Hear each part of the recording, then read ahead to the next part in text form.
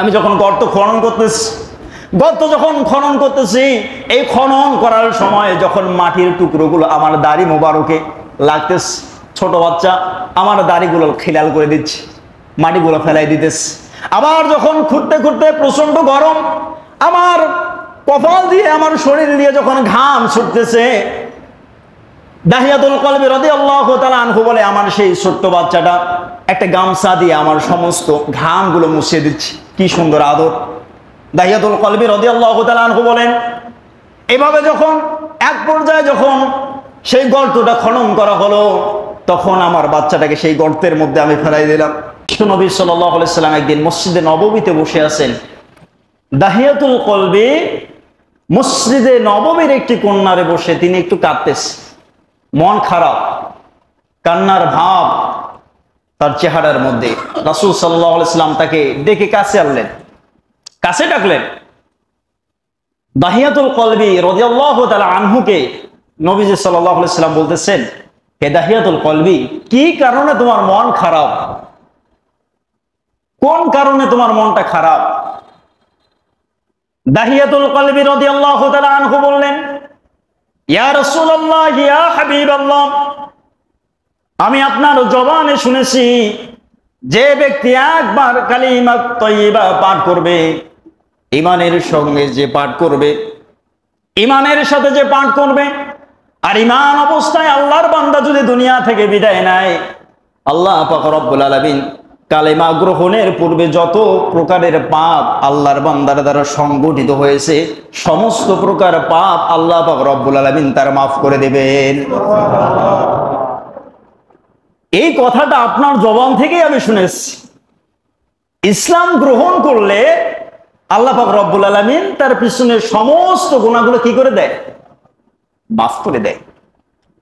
ইয়া রাসূলুল্লাহ, ইয়া হাবিবাল্লাহ, আমার এই ইয়াকিন আছে, বিশ্বাস আছে, আল্লাহ পাক রব্বুল আলামিন আমার পিছনের সমস্ত গুনাহগুলো মাফ করেছেন, যেহেতু আমি কালেমা গ্রহণ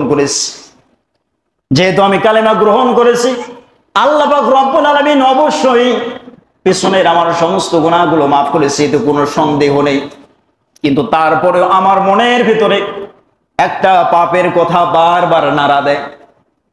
ইসলাম গ্রহণ করার পরেও আমার কেন জানি মনে হয় আল্লাহ পাক রব্বুল আলামিন যদিও আমার সমস্ত গুনাহগুলো মাফ করে দেন, তবুও মনে হয় আমার একটা গুনাহ মাফ করবেন না, আমার এমন মনে হয়। রাসূল সাল্লাল্লাহু আলাইহি সাল্লাম বললেন, দাহিয়াতুল কলবি, কি এমন পাপ করেছো? কোন পাপের কারণে তোমার মনে হয় যে আল্লাহ পাক রব্বুল আলামিন তোমার সেই পাপটাকে মোচন করবেন না, মাফ করবেন না? কি এমন পাপ? দাহিয়াতুল কলবি রাদিয়াল্লাহু তাআলা আনহু চোখের পানিগুলো ছেড়ে ছেড়ে বলতেছেন, ইয়া রাসূলুল্লাহ, ইসলাম গ্রহণ করার পূর্বে আমি এতটাই অজ্ঞতার যুগে বসবাস করতাম, এতটাই জাহেল ছিলাম, অজ্ঞ ছিলাম। আমার একটা নয়, দুইটা নয়, চারটা কন্যা সন্তানকে আমি আমার নিজের হাতে জীবন্ত অবস্থায় মাটির সঙ্গে দাফন করে দিয়েছি। 4টা কন্যা সন্তানকে আমি পুঁতে রেখেছি মাটিতে, কিন্তু প্রথম 3টি সন্তানের ব্যথা আমার ভিতরে নাই। সর্বশেষ আমার যে কন্যা সন্তানটাকে আমি হত্যা করলাম, আমি ছিলাম ব্যবসায়িক মানুষ, ব্যবসার কাজে আমি বাড়ি থেকে রওনা হলাম, আমার পাড়া প্রতিবেশী সকলের কাছ থেকে আমি বিদায় নিলাম। সর্বশেষ আমার স্ত্রীর কাছ থেকে যখন আমি বিদায় নিচ্ছি, তখন আমার স্ত্রী ছিল প্রেগনেন্ট, গর্ভবতী। আমার স্ত্রীর গর্ভের মধ্যে সন্তান ছিল। এমন একটি অবস্থায় আমি ব্যবসার উদ্দেশ্যে আমি বাইরের দেশে সফর করলাম। দীর্ঘদিন আমি বাইরে ছিলাম। দীর্ঘদিন থাকার পরে যখন বাড়িতে আসলাম, আসার পর আমার স্ত্রীকে বললাম, ওগো আমার প্রাণের স্ত্রী, তোমার পেটের মধ্যে যে আমার একটা সন্তান ছিল, সেই সন্তানটা কন্যা সন্তান ছিল নাকি পুত্র সন্তান ছিল? কন্যা সন্তান ছিল নাকি পুত্র সন্তান ছিল? আল্লাহর বান্দী দাহিয়াতুল কলবির স্ত্রী বলল, এই সন্তানটা মৃত সন্তান ছিল, জন্মের পরে মারা গেছে।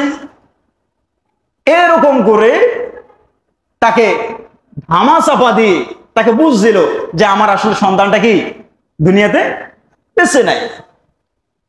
এরপরে দেখতে দেখতে 5 থেকে 6 বছর যখন পার হয়ে গেল, দাহিয়াতুল কলবির স্ত্রী তার সন্তানটাকে তার মায়ের বাড়িতে অর্থাৎ দাহিয়াতুল কলবির শ্বশুর বাড়িতে লালন পালন করেছে। 6 বছরের বাচ্চা, ফুটফুটে গোলাপের মতো সুন্দর সুন্দর একটা বাচ্চা। এবার তার স্ত্রী মনে করলো আমার বাচ্চাটা যেহেতু এখন কথা বলতে পারে, সে ভালো মন্দ বুঝতে পারে, বাবার সঙ্গে হাসি তামাশা করবে, বাবার সঙ্গে খেলা করবে, এখন হয়তো দাহিয়াতুল কলবের মনের ভিতরে যে পাষণ্ডতা, জাহিলিয়াত তার ভিতরে ঢুকে আছে, এটা হয়তো দূর হয়ে যাবে। স্ত্রীর এটা একটা মনের কি একটা ভাব, সে মনে করেছে যে না, যেহেতু আমার বাচ্চা এখন বড় হয়েছে, বাবার সাথে খেলতে পারবে, কথা বলতে পারবে, তার কথা, ছোট্ট বাচ্চার কথা এমনিতেই মজা লাগে, ভালো লাগে না? ভালো লাগে। এই যে একটা বয়সে দাহিয়াতুল কলবের স্ত্রী মনে করলো যে আমার সন্তানকে এখন আনলে পরে সে আর হত্যা করবে না, সে আর হত্যা করবে না, মেরে ফেলবে না। দাহিয়াতুল কলবের স্ত্রী তার সন্তানকে নিয়ে আসলো। আসার পর একদিন 2 দিন যাওয়ার পর দাহিয়াতুল কলবের সঙ্গে পরিচয় করে দিল, এটাই তোমার সন্তান, একেবারে দেখতে খুব সুন্দর ফুটফুটে সন্তান। দাহিয়াতুল কলবি রাদিয়াল্লাহু তাআলা আনহু সে আর কিচ্ছু বলল না, কিচ্ছু না বলে সে তার এমন ভাব তার সন্তানের ভিতরে প্রকাশ করলো, এমন ভাব দেখাচ্ছে যেন মনে হচ্ছে তার ভিতর থেকে সবকিছু মনে হয় মুছে গেছে, সে মনে হয় তার সন্তানকে মেনে নিচ্ছে, এমন একটা ভাব সে প্রকাশ করলো।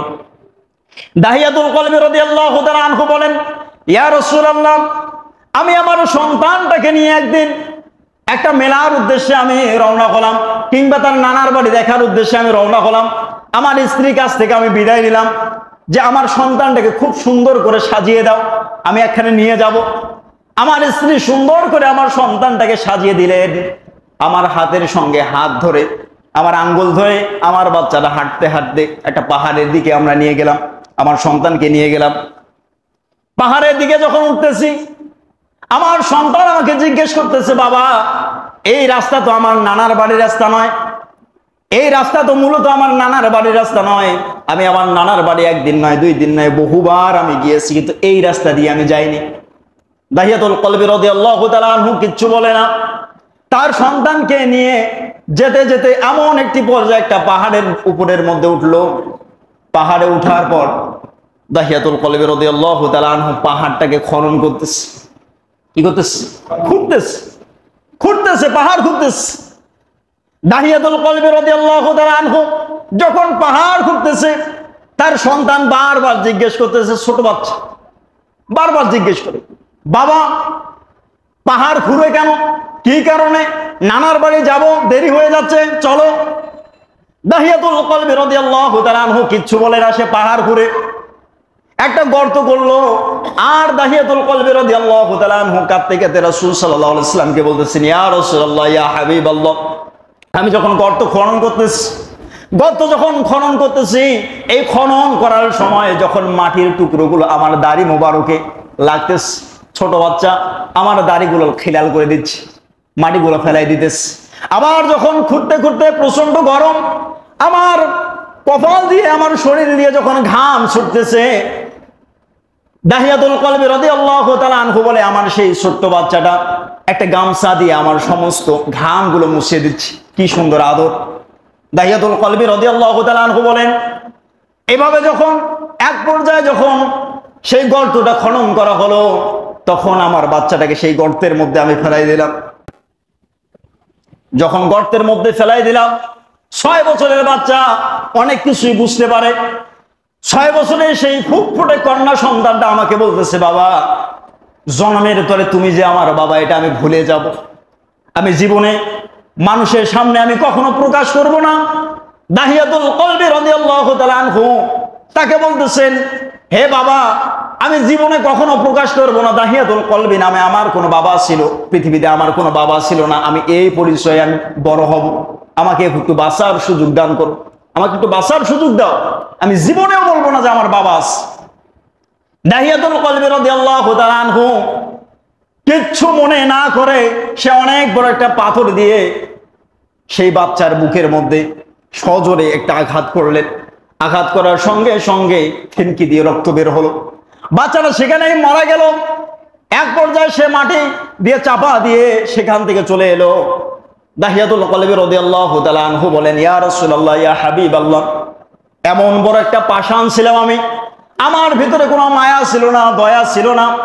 আল্লাহ পাক রব্বুল আলামিন যদি চায় আমার জীবনের সমস্ত গুনাহগুলো মাফ করে দিতে পারে, কিন্তু আমার কেন জানি মনে হয় এই গুনাহটা আল্লাহ পাক রব্বুল আলামিন আমার মাফ করবে না।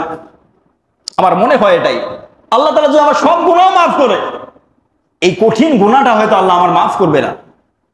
আল্লাহ রাসূল সাল্লাল্লাহু আলাইহি ওয়াসাল্লাম বলেন, ওগো দাহিয়াতুল কলবি, ইসলাম গ্রহণ করার পূর্বে যেহেতু তুমি এত বড় একটা পাষণ্ড কাজ করেছো, এত বড় জঘন্য একটা কাজ তোমার হাত দ্বারা হয়েছে, আল্লাহ পাক রব্বুল আলামিন এতটাই দয়াবান, এতটাই করুণাময়, এতটাই রহমানুর রহিম যে আল্লাহ পাক রব্বুল আলামিন তোমার এই গুনাহটাও মাফ করে দিয়েছেন। এই গুনাহ মাফ করেছেন কিসের কারণে? ইসলাম গ্রহণ করার কারণে। উপস্থিতি, তাহলে সব কথার মূল কথা, যে কথাতেই কথা বললাম, আল্লাহ তাআলা যে কত বড় দয়াবান, দয়াময়, এটা আপনি আমি খাতায় এটা লিখে কি শেষ করতে পারবো? আমরা কখনো শেষ করতে পারবো না। আল্লাহ পাক রব্বুল আলামিন হলেন অতি দয়াবান, অতি দয়াবান। আল্লাহর দয়ার কাছে পৃথিবীর কোনো মানুষের কোনো দয়া কিংবা পৃথিবীর সমস্ত মানুষের সমস্ত দয়াগুলোও যদি একত্রিত করা হয়, আল্লাহ পাক রব্বুল আলামিনের 1000 ভাগেরও 1 ভাগ দয়া হবে না। আল্লাহ পাক রব্বুল আলামিন হলেন এত বড় দয়াবান।